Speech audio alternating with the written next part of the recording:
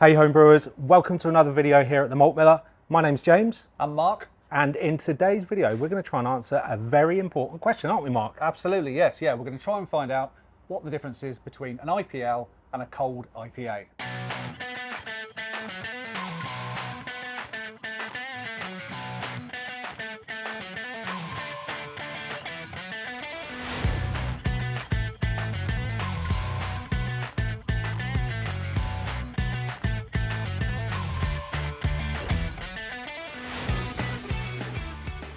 Right, so the idea for this video came from a trip that Mark and I made last week to one of our malt suppliers, Crisp. There was lots of brewers there. There was also loads of the team that worked for Crisp there as well. And there was a lot of discussion, wasn't there, about the style of beers, IPL and cold IPA, right? Absolutely, yes, yeah. In our car journey on the way back, we spent hours talking about it because it's a long way from Norwich all the way back to Swindon. And while we were driving, you were doing a bit of research, and from what we could find, there was two fundamental differences, weren't there, Mark? Yeah, the two big differences were that the IPL has a lager grist, as you might expect.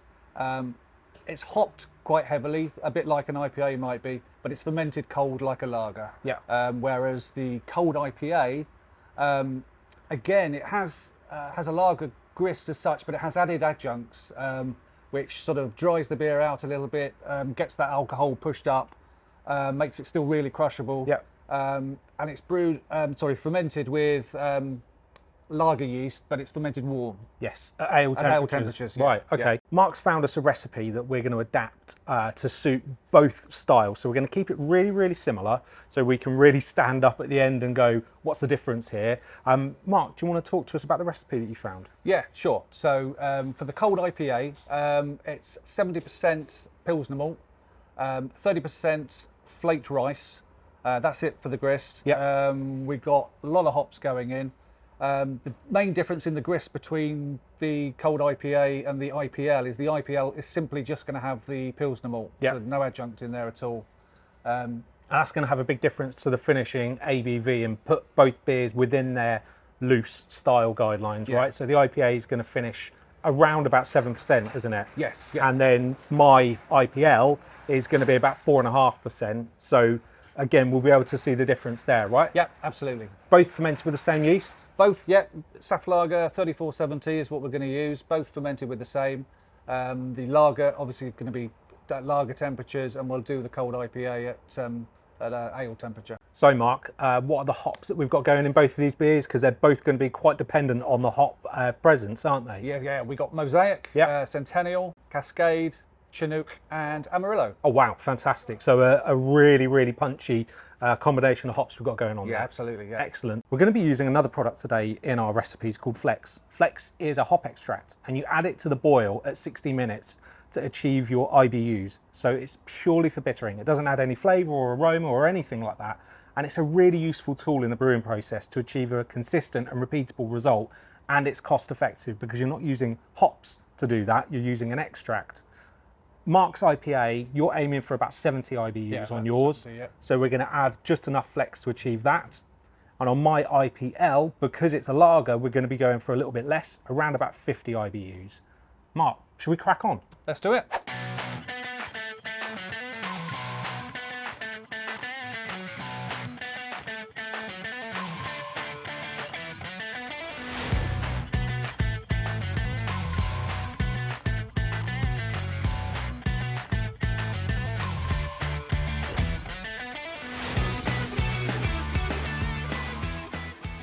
So that's our brew day, almost finished.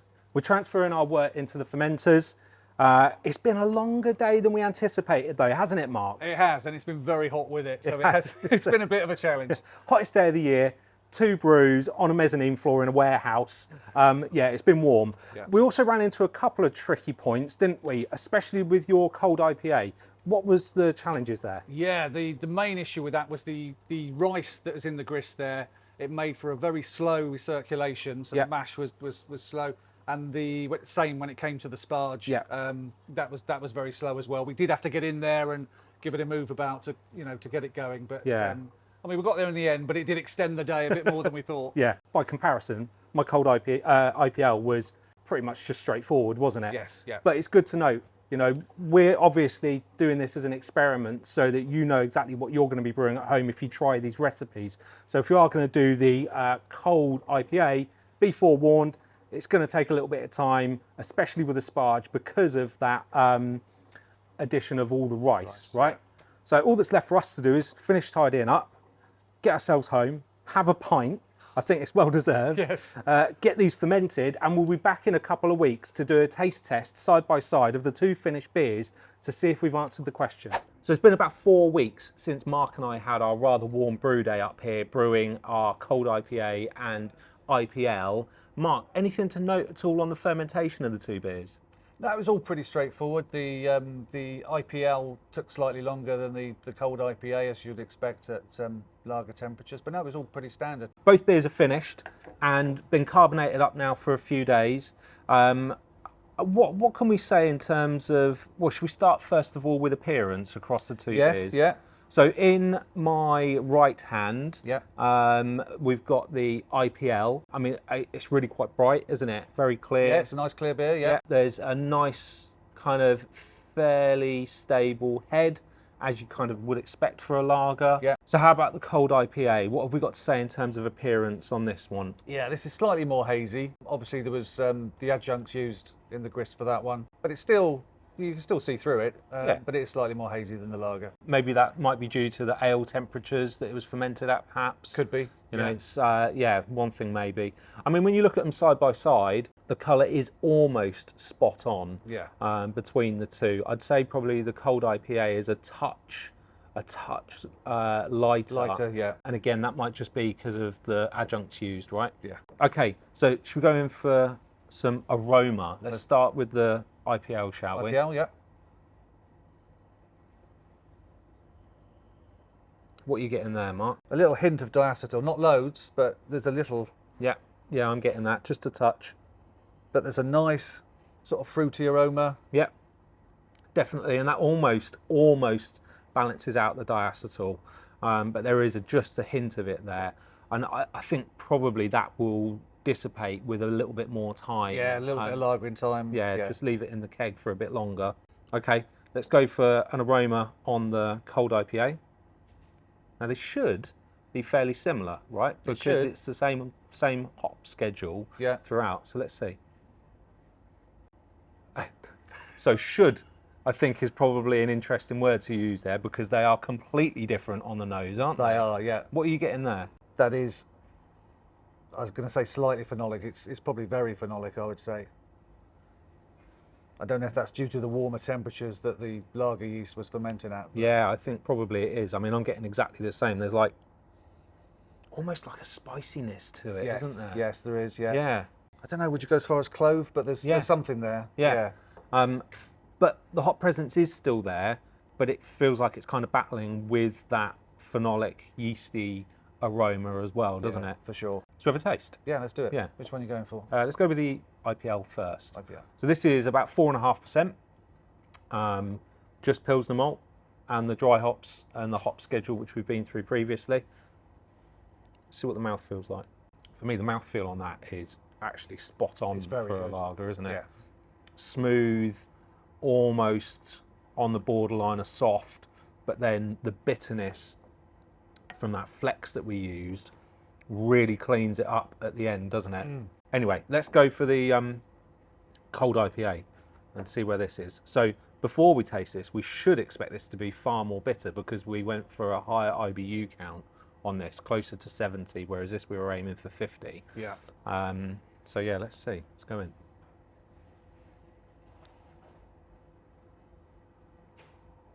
Again, like the mouthfeel on that feels a little bit fuller, doesn't it? It does. It does. Not massively though, because this. Don't forget, this is. I think this is about 6%. This one. Yeah.